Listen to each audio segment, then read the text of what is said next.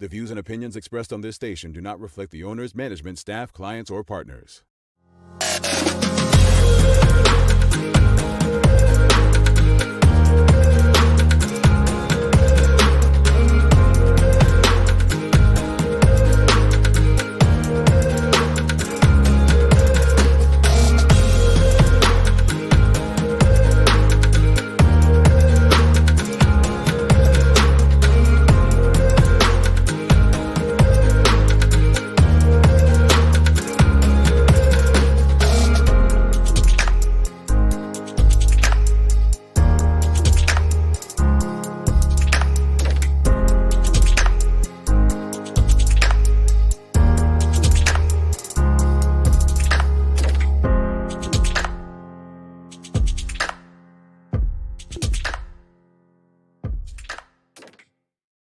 It's Friday. Oh, well, hold on. Let me get there for you. I'm almost there.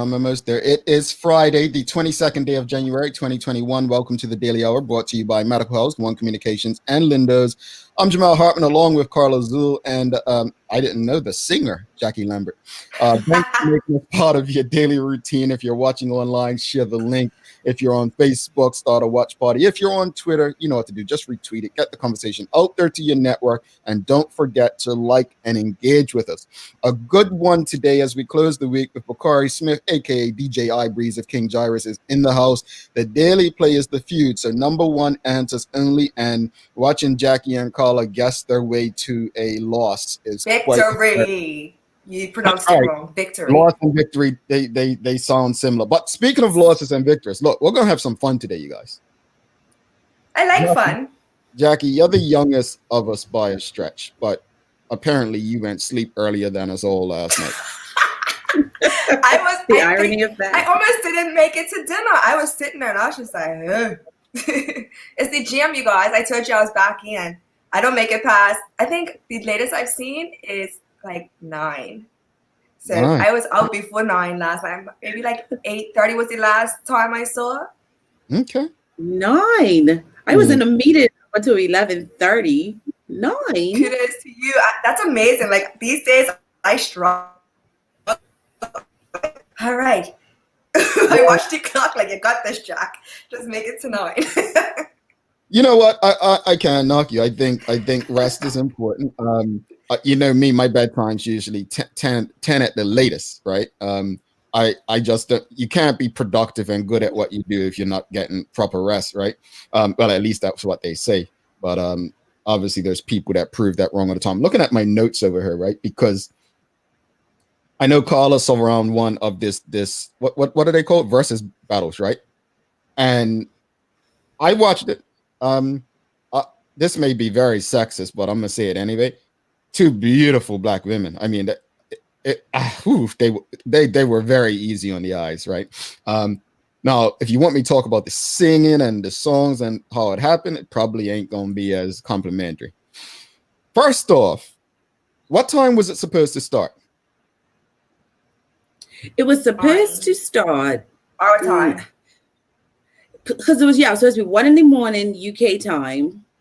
But Keisha, this is the funny thing. Ashanti didn't come on until 20 after 2 Bermuda time. I'm sorry, UK time. And then Keisha Cole came on maybe half an hour after her. And people were saying, oh, Keisha Cole's got the nerve to be late. Like, hold on.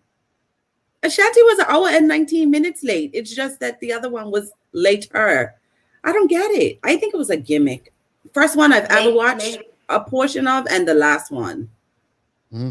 See, first impressions matter. I mean, that's a good point that Carla made. And I'm gonna shameless plug here, but this is why the Daily Hour starts at the same time on the minute.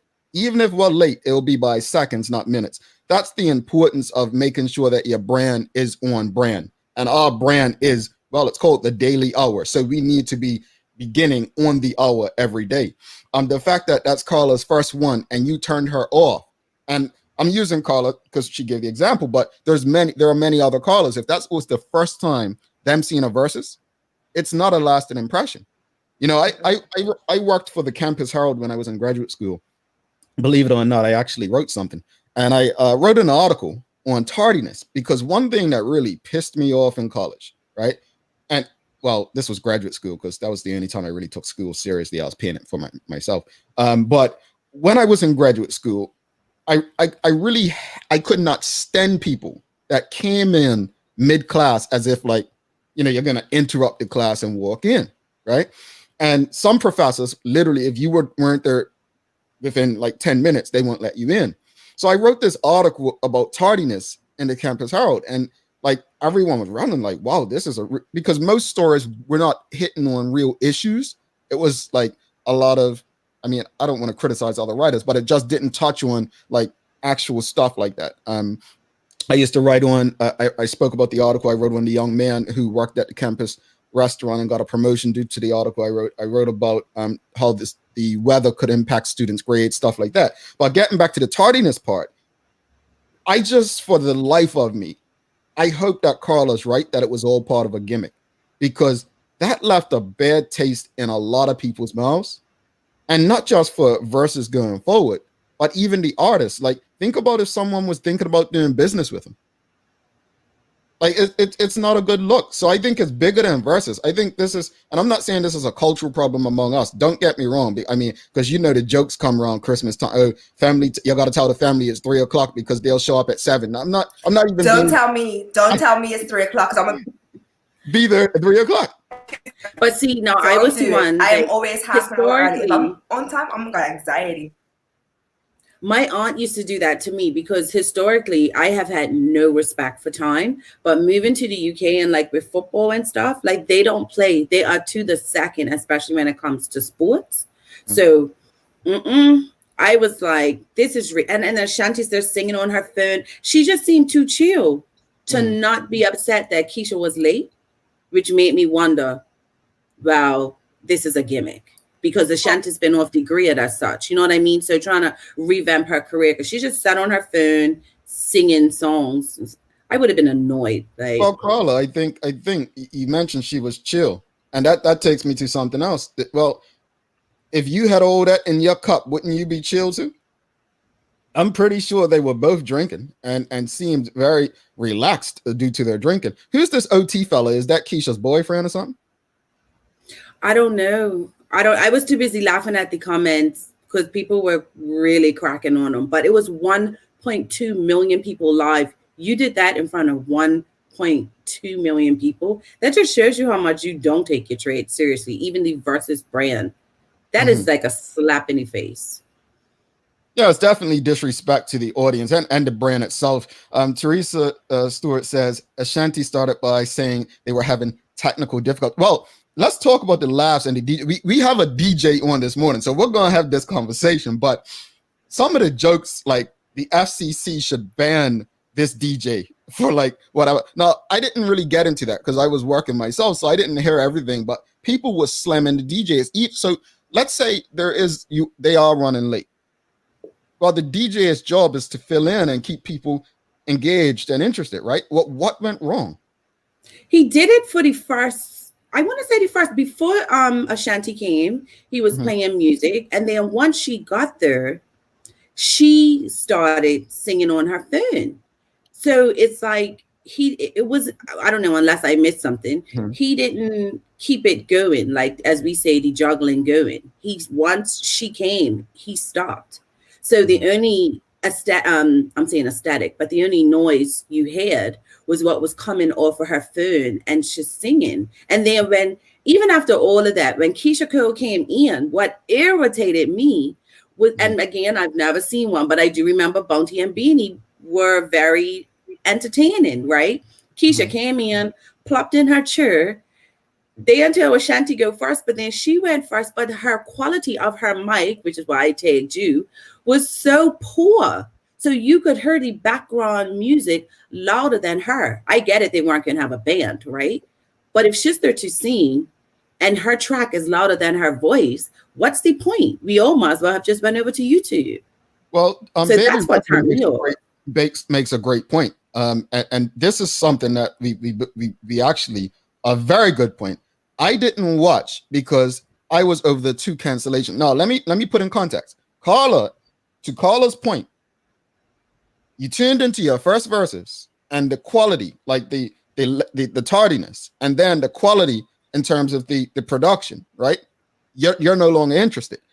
Dawn's saying, well, you know what? After 2 cancellations, I was no longer interested after that. So this is 3 things, right? And this is important for anyone who is planning on doing business. And again, using Bakari as an example, he's going to be on.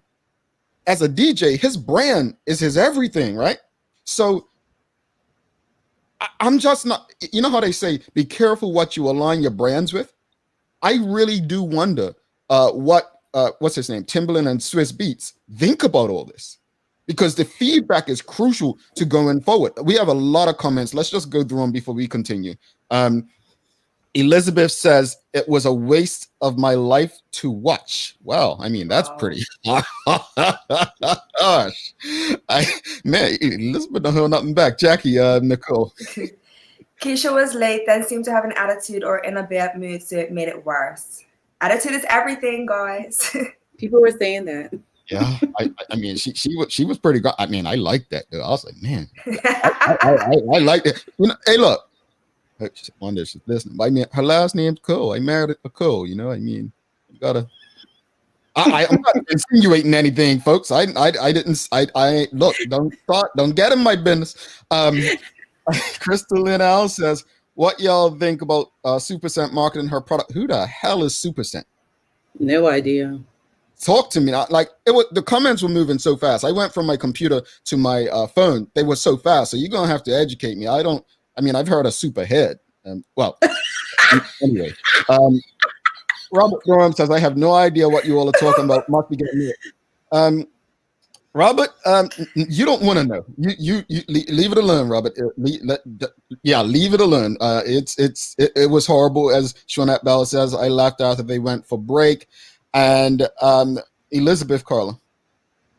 The Versus brand seems to think that making people wait creates some sort of hype. It annoys me. Start on time and keep it moving.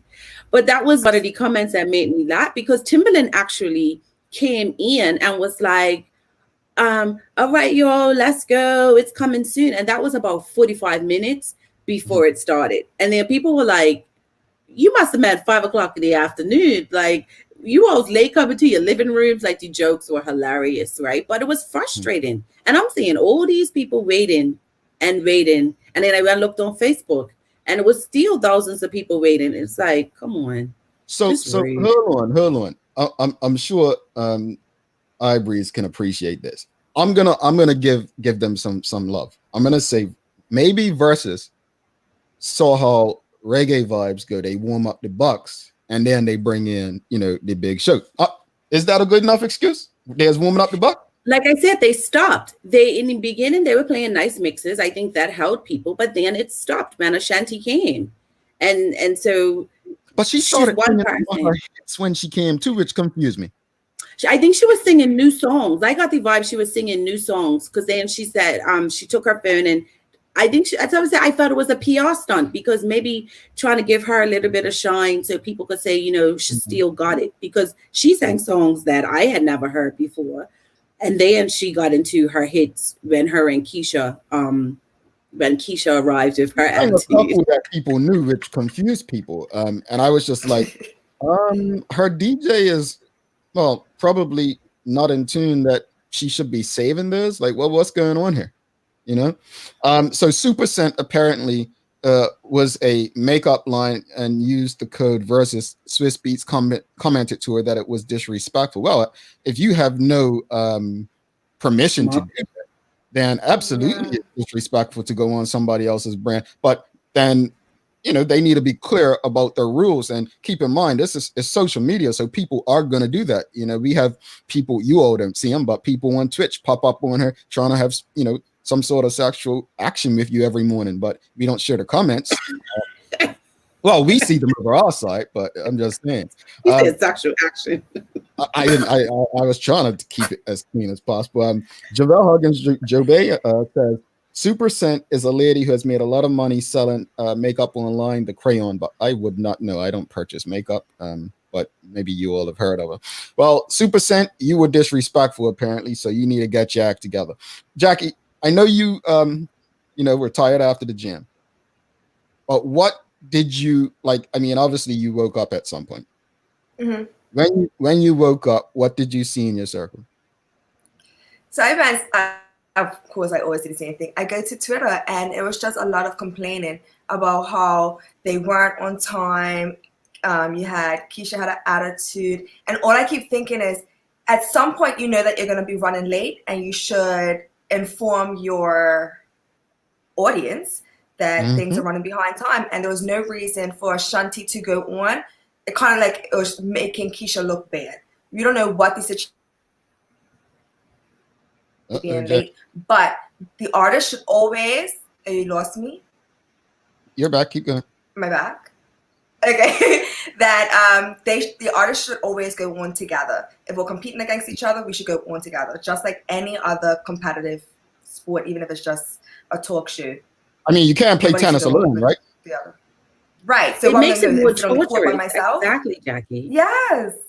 It just looks unprofessional and tacky. Because you're almost like, oh, she's coming. She's coming. Because Ashanti comes, you're like, oh, Right. that means Keisha's coming. And then you waited. And then Keisha didn't apologize. And that turned people on a whole another level. But I felt Ashanti was no better. She was an hour and 19 minutes late. It's just that Keisha was maybe an hour and a half. Well, look, we have to run. But as I wrap this up, I want people to take the seriousness out of what I'm about to say. I had a boss, Alroy Smith. Alroy is probably the most respected man in urban radio in the United States of America. And Alroy used to always say this, and maybe this is why I'm a stickler for time. If I tell someone at 7 o'clock, if you arrive 7 o'clock, to be on time is to be late. That's what Alroy believed in this industry. To be on time is to be late. Like, if you want to get on my nerves, come on time or be late. Like, I think it's one of the most disrespectful things, right?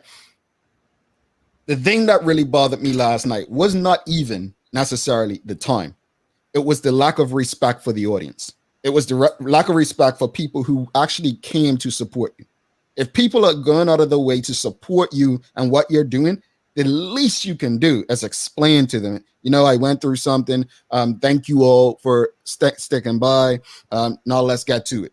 So I agree with Carla in that respect. Like it's the audacity to come there with an attitude and not even show some appreciation until someone basically told you smile more and to speak to the audience. We've got to do better. We've got to do better. And the last thing I want to say, and this is coming from my mentors within this industry, the United States as well, is when you're doing this, we do this every morning live. You cannot bring your problems on air. You cannot bring your attitude or whatever you're going through and put that on your audience. You can't do that. What you can do is say, you know what? I need the morning off. I need to step away. I'm not going to be able to do this at this time. So we've got to do better. Last night was an opportunity to connect with an audience, and I think that they did not do a great job. But again, to be on time is to be late. Take that wherever you go in life. If you are supposed to be somewhere at 8:30, don't show up at 8:30. You are late. Yeah. On that note, we have to get to the news. Carla, you ready? I'm that 8:30 girl. Yeah, please don't. Look, I'm speaking about being late and on time, and look at us behind already.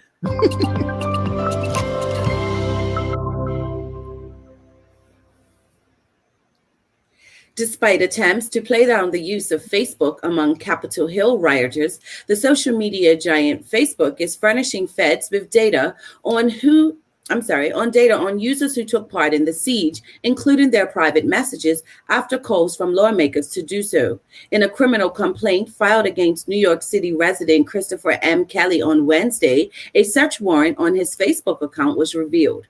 After being tipped off about posts from an account belonging to Kelly containing images of him storming the U.S. Capitol on January 6, the FBI sought his private messages as well as his linked IP address, phone number, and Gmail address. Among the data provided by Facebook were private messages with other users. When one contact told him to stay safe and to be on the lookout for Antifa, a far-left organization, he responded, "I'll be with an ex-NYPD and some Proud Boys. This will be the most historic event of my life."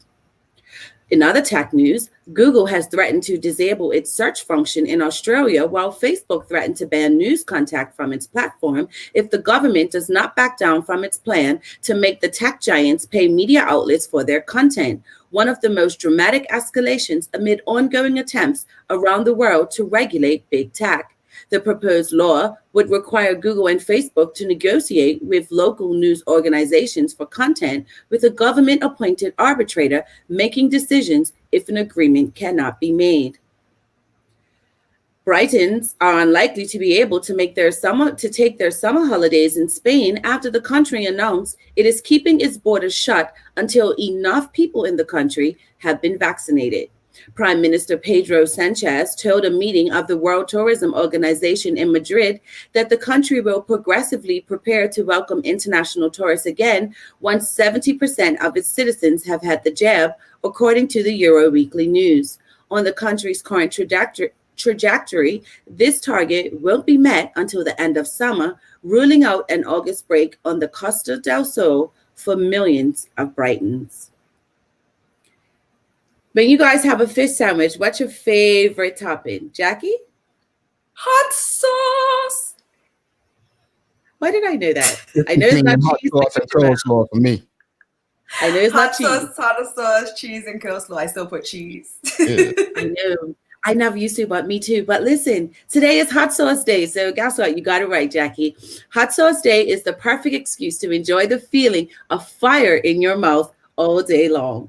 The best way to celebrate this smoking hot day is to get together with like-minded people who aren't afraid of a little spice. Spend the afternoon sampling different hot sauces from all around the world. For the most daring of taste testers, grab a few friends and try out the Hot Sauce Pain Challenge, a set that ranges in levels from mild to severe heat. Turning to weather, Bermuda's high today is expected to reach 68. A high of 55 is expected in Atlanta, Georgia, and 43 in Liverpool, UK. It's Friday, so tune in to the full100radio.com from 10 a.m. to 3 p.m. Bermuda time for the office workout with Juggling Jason. And no, he will not be late. That's your Daily Hour news break.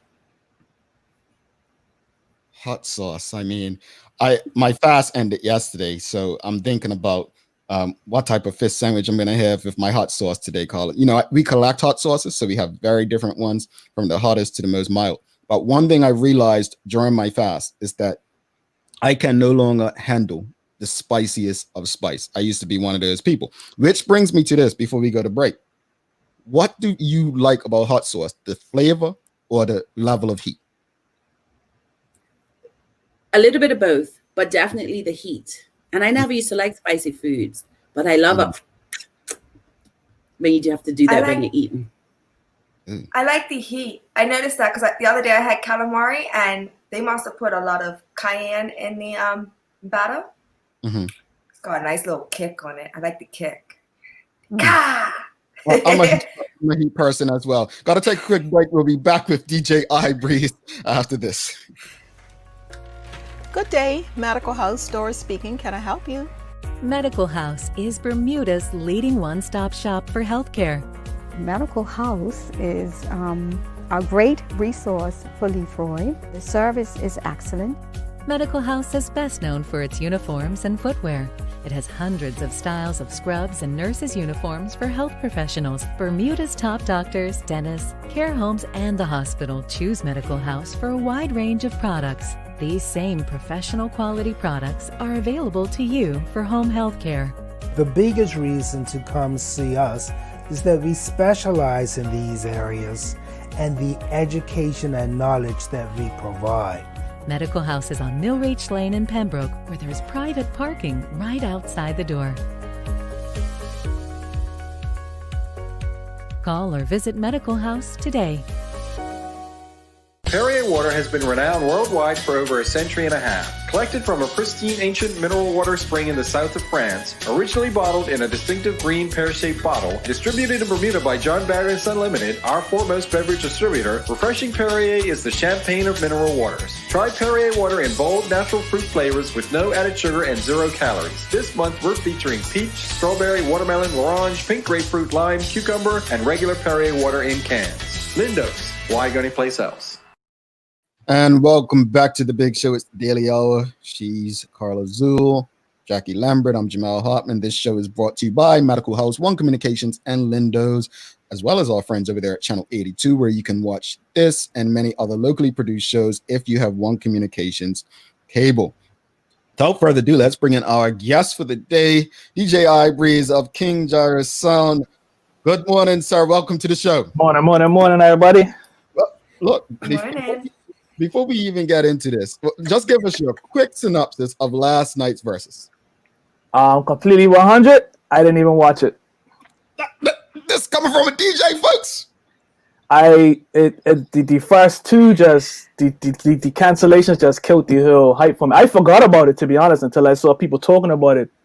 Well, a lot of people forgot about it, if I'm honest, because I saw people saying, "Oh, I even forgot about this." Like the hype just completely took away from it. But canceled once, but twice, like I weren't really interested anymore. And that's what someone said in the comments. It's like, you know, the first two is like, okay, I'm not. It's done for me. Like it's not there. And then I did pop on, but then I saw that they were like you guys were talking about, they were late. They were like an hour late. I'm like, look, I'm not interested in this no more, man. And so I didn't even watch. And you're a brand guy. You understand brands. Of course, that's brand suicide, man. There you go. The fact that they still got over 1 million people is they could have got maybe 1.5 million if they would have been on time, because I'm sure I'm not the only one that came on and clicked off. Yeah. You know what I mean? Yeah. I think a The lot highest I saw was 1.2. Mm. Yeah. And I think you're right. I think overall, to me, there were a few things. If they were two bigger artists, and they're great artists, but if they were a bit bigger, I think there would have been a recovery period. But after the first two cancellations, I'm not quite sure you guys are big enough to keep people interested for that third time. So definitely very thankful that you feel the way as many others. Yeah, it's justifying the way many others feel. But let's talk about you for a bit. You've been a DJ for decades now. I'm not aging you, but you've been in the game for a while. That's facts. Yeah, you've been in the game for a while. And I remember, I think you were in Berkeley, and my boys Jamaica and those guys always around you, and you were in the music scene. But talk to me about how you first got inspired to get into it, because a lot of guys back then, Bakori, they were actually starting playing music, but you've lasted the time. Like, how have you managed to grow and stay relevant all these years? Well, I've been playing music. Well, my start date, I take it from my first time that I actually had a party, and that was 1996. Was our first party around that we hosted, that we done our own security. We weren't of age yet, so we were selling chips and sodas, and that was 1996 around Social Club. So that's when my official start date. I was obviously dilly-dallying before that, but I take that as my official start date as 96. As far as inspired me, I mean, I was always that guy that had the hottest session tapes out of Jamaica and stuff, and I always had like a CD Walkman. This is not even CD, sorry, cassette tapes with the computer speakers. I always had that in my bag at school. So at lunchtime, I was always the guy that always had the music, and I saw how people like came towards that and appreciated that. So I was like, wow, I might as well start learning how to do this and collecting music and doing it myself. But the early years was basically recording tapes off radio stations. So how the old school used to make mixtapes. Like I used to record off Power 95, and I like the song, let me record it. Then the next song come on, I record that, and that's how I started making like my first mixtapes on the cassette tapes. And people just really like the warmth that I got from people for doing that. It's just I can't really explain. It's like that's how I got addicted to it, to be honest. Interesting. And it just took off from there. Like I was anywhere I went, I had a speaker or some sort of way to play music, even if it wasn't my music. It was like, you know, I was always around Dub City, getting the latest session tapes, and then I started scraping money to buy records, and it just took off from there. Now, now you had hundreds of people vibing over lockdown, like shelter in place. How does it feel to make such a difference in people's lives during such a trying time? I can't even explain it really. I still get people that I don't even know come up to me today, like in the streets, and say, "Hey man, I really appreciate what you was doing for us over the weekend." And it's just a surreal feeling, like, you know what I mean, that music can do that for people. And I was happy to do it. And a lot of it, at first I was doing it for me because I was like, I don't know when I'm gonna be able to play for people anymore. So I sort of panicked, like, and we hadn't even started yet. We hadn't even gone into lockdown yet. And I was panicking. I said, you know what? I'm just getting live tonight. As like it was almost like a farewell. Like, I'm gonna miss you guys. Like, so I'm gonna just go on my live tonight. And we got, I think the first one we done, a successful one for me. I think I set my bar kind of too low, but a successful one for me, the number I was looking for was 50 people, and I ended up getting 200. That was the very first one, was 200. And then we done it again the next night, and then that got 350 people. And then I think a few days later, or the next weekend, we done 1,000. And then that's when the Royal Gazette hit me up or whatever, got their attention. And then after that, we done, the biggest one I done was 1,500. I was there for that one. Yeah. I was there for all of them. Right. I was there for all of them. But it was some in between there. But I think the biggest, I can't even remember which one it was, but the biggest one I got was like 1,500 people. So that was crazy.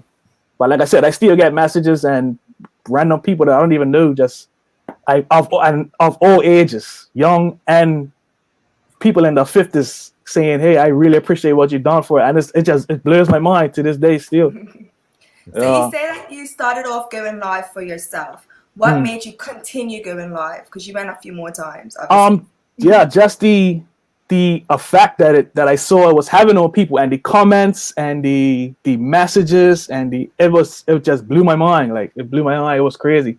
The best part about it, the first one, I think, was the actual comments on the live. It was hilarious. Hilarious. People were actually acting like they were in a party. Like, people were saying, "Oh, I'm going to the bar," and who spilled the drinks, and security let my friends in, and all this. And it was hilarious. Like, and people were like really like felt like they were at a party. Like, and that was crazy for me. I'd never forget that. That was hilarious. Well, in my group chats, we actually did go to a party because when we called for shots, we took the shots. Right. And the next day, I was just like, you think I was actually at these sessions? Right, exactly. And people were hitting me up the next day saying, "Yeah, I'm actually hungover." Like, and it was crazy. Like, I was too. Like, you know what I mean? But I'm like, yeah, well, it's no lines at the bar, and you're here by yourself. So, you know what I mean? Like, I had you on my iPad. I had house party on my cell phone. Right. And it was a real party. Yeah, definitely. So how has the pandemic made you look at your industry? Do you have more of an appreciation for it? Oh, definitely. I mean, on a personal level, the pandemic has made me look at things a little different. First of all, let me say I'm not a full-time DJ, so I still am employed. So financially, it didn't hit me as bad as a lot of guys that I know it has. And shout out to them.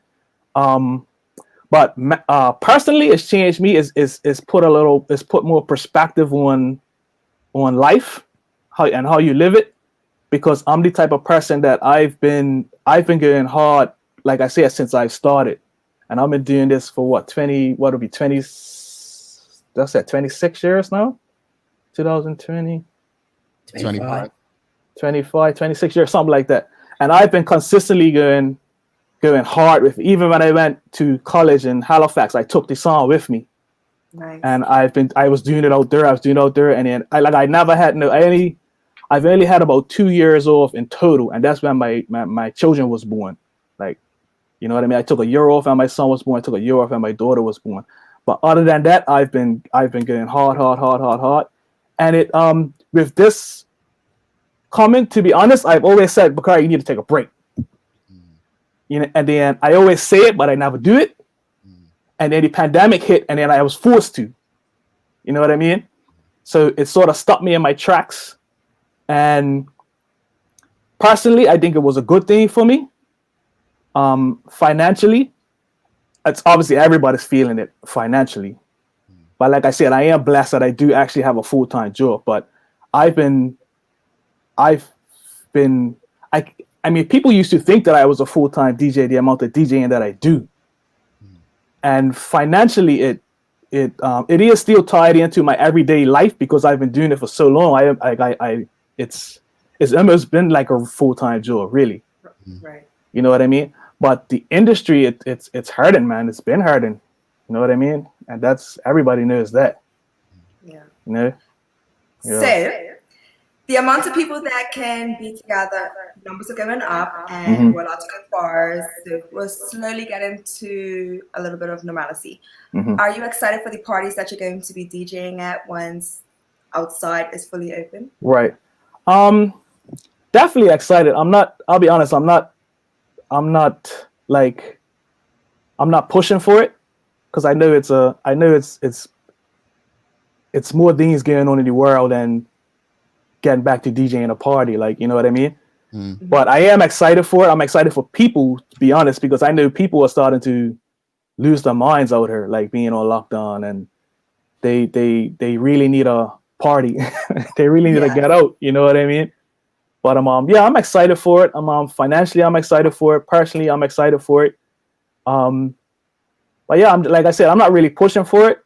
You know what I mean? I'm not the type of person that's gonna be like, oh, let us in the club, because I know sometimes you gotta look at the bigger picture of things, like, you know what I mean?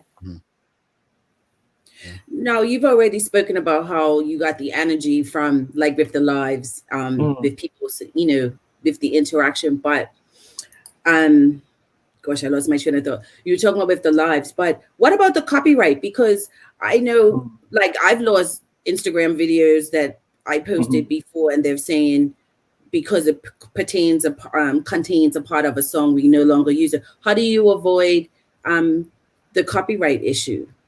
You can't avoid it. I've had videos taken down. I've learned ways to sort of curve around it, but there's no you can't really get around it. I mean, I shouldn't say that because I've seen some DJs play some stuff that I know if I was to play, my life will get cut in half. So I don't know. Maybe they have industry ties or something like that, but there's no real way around it. And it's I don't really understand it. That's because it's not like I'm making money off your music or anything like that. So I don't really understand it, to be honest. But it's no real way around the copyright. And like I said, I've learned ways to get around, to peep around the corner, but I can't. It's no way around it, really. On Instagram, anyway. I've heard Twitch is different. Now, as Jackie said, Bermuda's opening up a bit more. And I'm kind of selfish because being in the UK, I'm enjoying listening to your music because you being virtual, you reach everybody wherever they want to be. Once Bermuda opens up again as such, will you still continue to DJ virtually?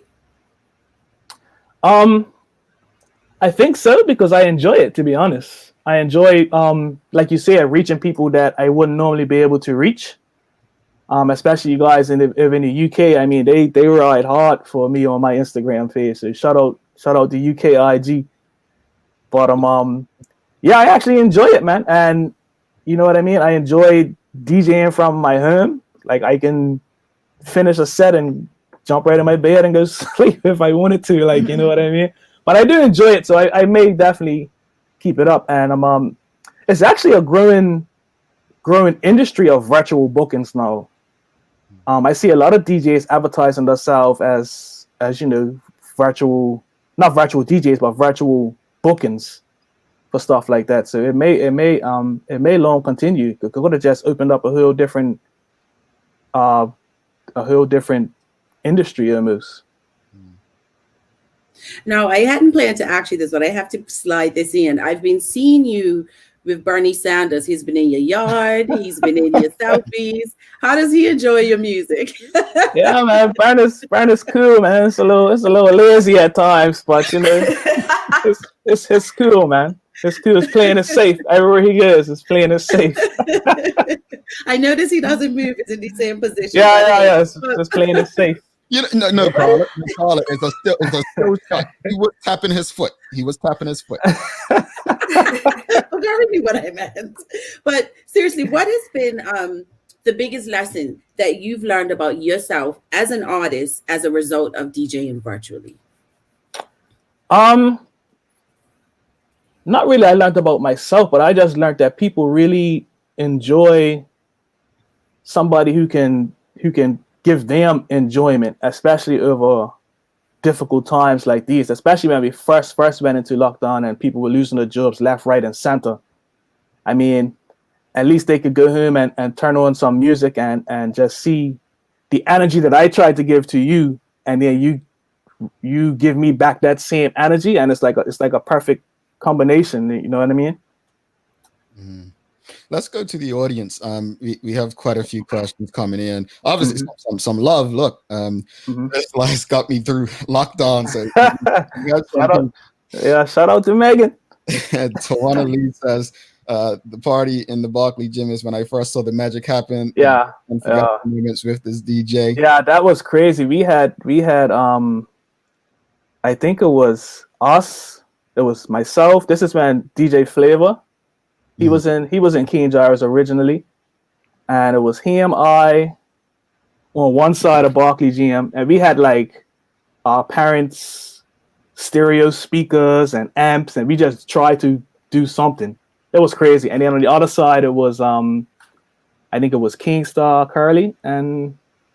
Curly Beefy, and a couple of, I think so. And we were just getting back and forth, and it was funny. It was like a tennis match because we would play. We would play one song and everybody would come over to our side, and then they'll play one song and everybody would go to the other side, and that's memories. So Barclay Gym, shout out for that. Yeah, that was one of the first events we tried to string up and play at too. Yeah, that was funny. There you go. Yeah. Excellent Rules says DJ Ibreeze, a DJ for all seasons and venues with the personality to match, genuine vibes. You do. Thank you. I appreciate it. Some of those other things you do, like not just nightclubs. Speak about. Oh no. I when I first started playing music, I wasn't allowed to. Well, I was underage, so I couldn't even get into nightclubs. So I learned my trade doing. First of all, I had to shout out the Embassy crew, Troy Pinks, because they embraced me. They had a studio out Spanish Point behind Point Mart, and I was always out there. And every time the door would open, I would like try and peep in to see the speakers and the records and stuff that they had in there. So he saw that. He let me in there, and that was one of my mentors. So shout out to Pinks. We wasn't even allowed to touch the equipment when I first started. I had to pack the coolers. That was my job.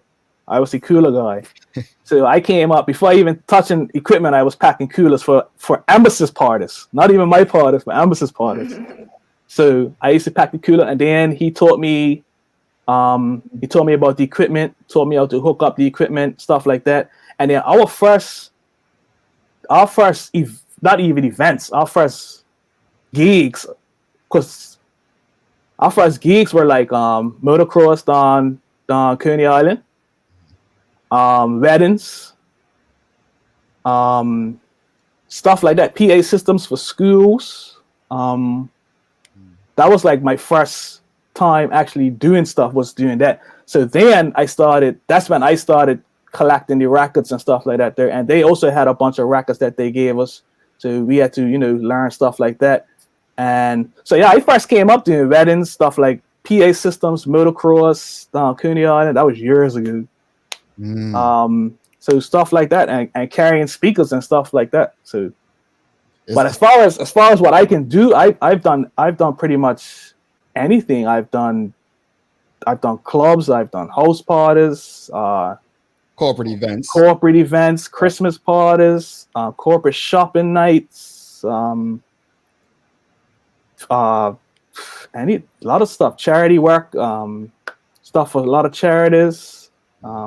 Yeah, soca parties, reggae parties, hip hop parties. Oh yes, we can't fail to mention you were the king. You did win the soca versus reggae a couple times. Right? Yeah, I won that in 2015, 16, I think. I know I was there at one of them, and yeah, about right. 14. Yeah, I think it was 15 and 16. We won that back to back. Yeah. Yeah, that's huge. I think Jack 15 and 16. I think Jack is team Soca, so we'll leave that one alone.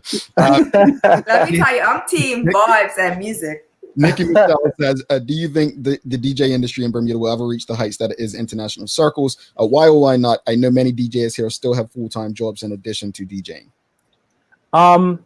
Do I think the DJ industry in Bermuda? I hope so.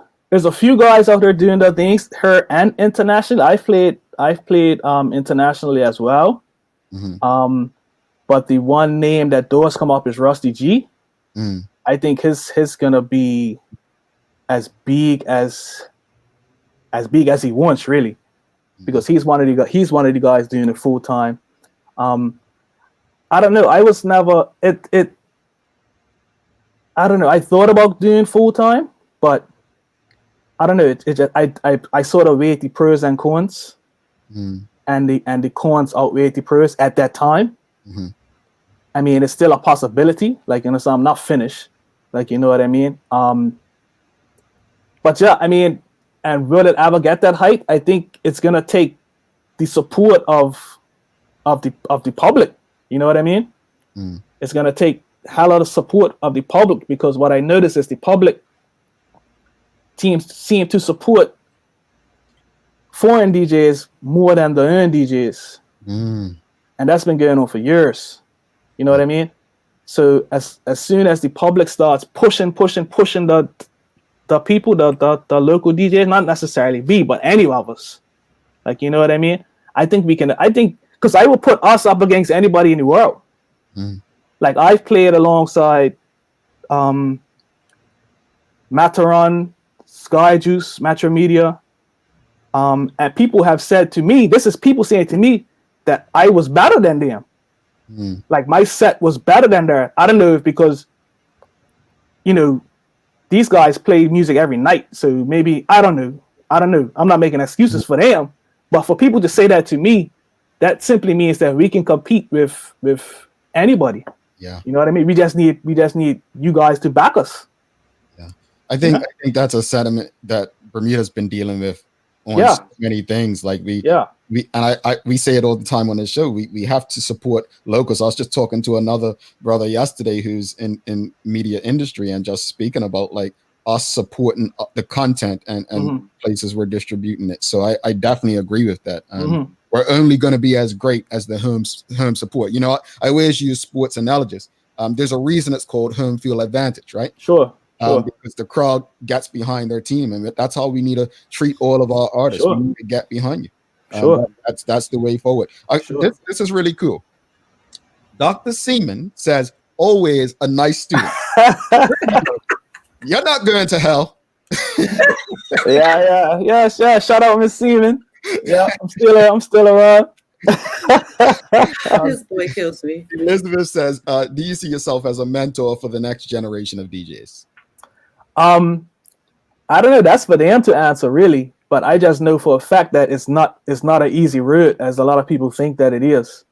Like, depending on how far you want to actually take your DJing and your career and your brand, because anybody can. It's come to a point now where anybody can play music. Yeah. All you need is a laptop and an internet connection. You don't even need a DAC anymore. You know what I mean? So if you just want to play music, you can play music. But if you want to be a DJ, an entertainer, a brand, it's a lot of work. It's a lot of sacrifice. It's a lot of time, and it's a lot of work, man. Like my knees hurt, my back hurts, my neck hurts. And that's from standing for hours playing music for the last, like this here, like this, doing this for hours every weekend takes its toll. You know what I mean? So it's a lot of work, and it's not always going to be. A lot of people used to think it was just about, oh, you guys got a lot of money. It's not always going to be money involved in it, especially when you start. When we started, we used to, I wouldn't say beg for opportunities, but we had to actually go around. Like, I remember we guys were sitting out the studio out Spanish Point, and we said, you know what? Let's make a tape. Let's make a mixtape. of our talent, right? We made the tape right there, made it, recorded it, labeled it, put it in a nice box, and said, you know what? Let's go around Carvin's on Playboy's barbershop, and let's just give him the tape and say, yo, like, this is our tape. Just give us an early warm. You know what I mean? And we done that. I think we done that a couple of times. And the opportunity came where we got to play early warm up at a college jam. Right. And anybody knows Playboy had college jams. That was like 1,500 people like snap at the click of a finger, 1,500 people up the college. So we got the opportunity to play up there, and we shouted and we killed it. Yeah. And then after that, the calls for Clayhouse started coming in, and when we got it to Clayhouse, I remember one weekend we played in Clayhouse. 1 month we played in Clayhouse every Friday night, man. And that's when he was like, yeah, what her now? Like, you know what I mean? Like, to be young guys, we're not even early enough to be in there and we're playing loud. I shouldn't say that out loud, but hey, it's we're playing, you know, Clayhouse is cool now. Clayhouse is cool now. Like, you know what I'm saying? We're playing in Clayhouse like every weekend for like Troy Amin's calling us directly. Like, you know what I mean? And it was a dream, man. And like for young guys to play in Clayhouse, a place like that was like, okay, we're her now. Like, you know what I mean? And to be like regulars during our time, and I'm still got the posters for anybody thinks I'm lying. Mama, man. We believe you know what I mean? Yeah. But yeah, I would love to mentor guys, but I'm not gonna mentor anybody that's not about that work, man, and not anybody that wants anything given to them. You know what I mean? Because you have to start from nothing. Indeed. You know what I mean? Indeed. It reminds me of Roy Keane, the former captain of Manchester United, says a lot. He's a grumpy guy. Yeah. Very happy. Right. It says, you know, these young players today, the problem is they're not in there carrying the veterans, the seasoned players' gear. They're not in there washing down their boots. So it's interesting to mention like your story, what you went through, and then how now there might be a little bit more entitlement. And I think things have changed. Back then, I remember, and tell me if you all remember this. Guys will go to the dance early, right? And they'll try to carry the racket in to get in free and just try to be a part of what they call them, like a little roadie or something, right? Yeah, let me carry your crates, man. Yeah. So no, but Bakari, thank you so much for doing this. Ibreeze, man, no worries, man. Anytime. And you know, just let us know when the next live is. Sure. Work, man. Man. Yeah, man. Bless up. Thanks for having me. Thanks for coming. Have a good later. Alrighty. Man, I love hearing their stories. Like a lot of people just think stuff happens. You know what I'm saying? Yeah. And when you see his and hear his story, I mean, it's amazing. And he's been doing it for so long. I mean, he's not as old as Carla, folks. I mean, but you know, he's been doing it. Listen, you heard what he said? We played for the elder folk in the 50s, and I was giving him the side eye, like, He goes at you every day. Yesterday he read at you, and I was waiting for it. I was like, it's coming. I was like, oh, he didn't do it? He did it. And Bakari said about the 50s. He said, we play for the elder people in the 50s, and I just giggled. I was like, okay. But he's my boy. I forgive him. Yeah, not there yet, but it's amazing what he's been able to do over. Like one of the things that it's like sport, right? When you can do things over a period of time, it just tells you how good you are at what you do. And he's been like I tell people all the time, what we do is work, but DJing and talking, it's a big difference. So I credit him for his longevity and his staying power. We're going to take a quick break. We'll come back with the feud, number one answers only. It will be PG this week between these two people here. I promise you. You can't keep it PG. I'm straight. Oh, my goodness, I heard you with that hot sauce. Stick with us. Don't go anywhere. We're going to recap Bakara's conversation as well. Bermuda, do you know the difference between internet and Wi-Fi? Don't worry, neither did I. Let me break it down to you. Internet is delivered to your modem, which then has to push the Wi-Fi signal into the rest of your home. Do you find that the further you're away from your modem, the weaker your Wi-Fi signal gets? That's because Bermuda's homes are built hurricane tough. It's really difficult for that Wi-Fi signal to reach every room. But you're in luck. Our One Home Wi-Fi solution guarantees Wi-Fi coverage in and around your home with the help of our Eero devices. Plug in the Eero around your home and it will create a mesh Wi-Fi network in every room. Check us out at One today to sign up and make sure you can stream, work, and play from every corner of your home.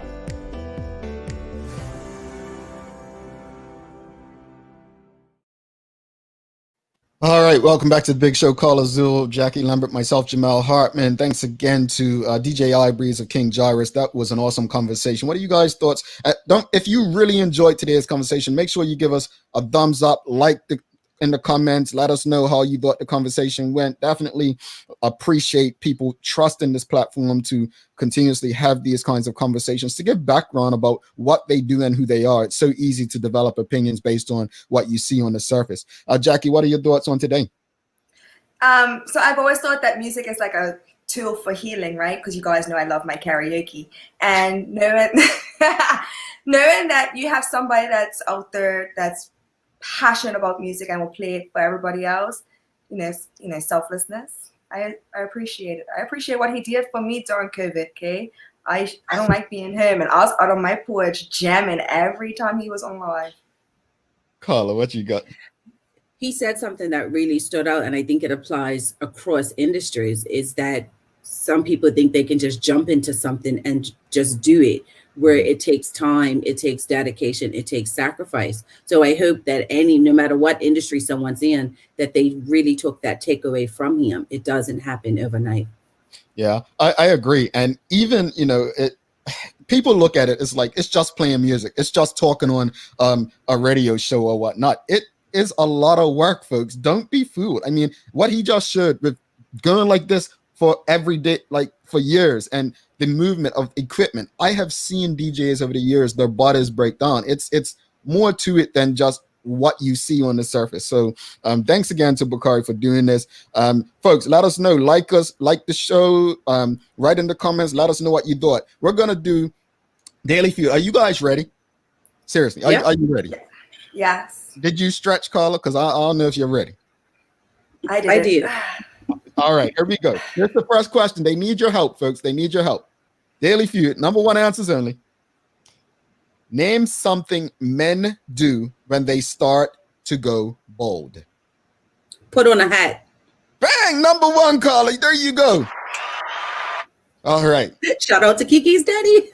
That's her daughter, folks. She also throwing shit. All right. Second one. Ready? Help them out, folks. Name something no fairy tale would be complete without. A prince. That's the number two answer. A princess. That's number four answer. Magic.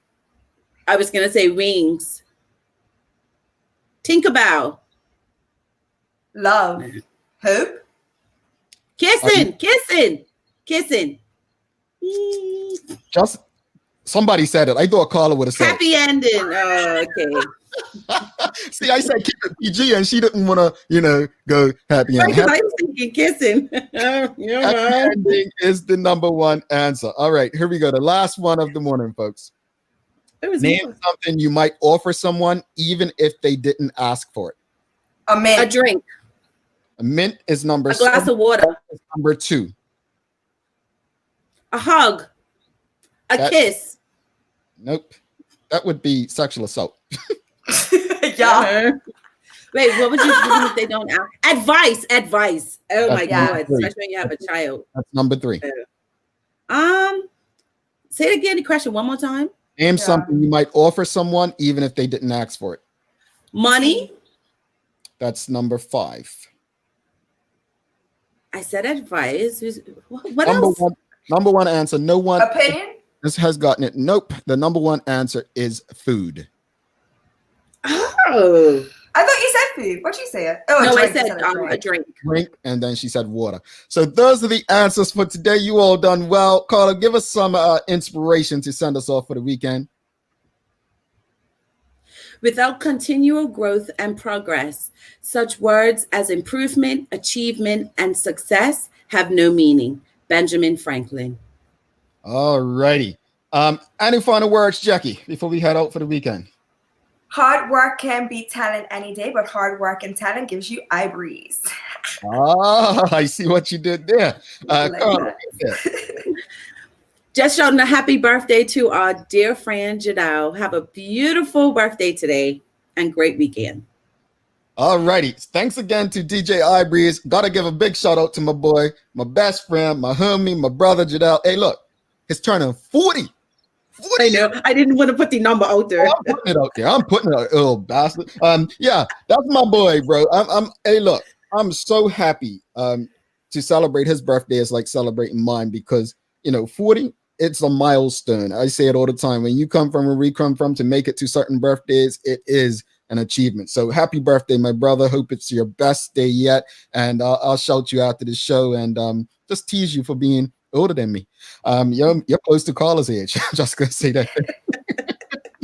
Thanks again to our partners, Medical House, One Communications, and Linda's for ensuring that we're able to do this with you.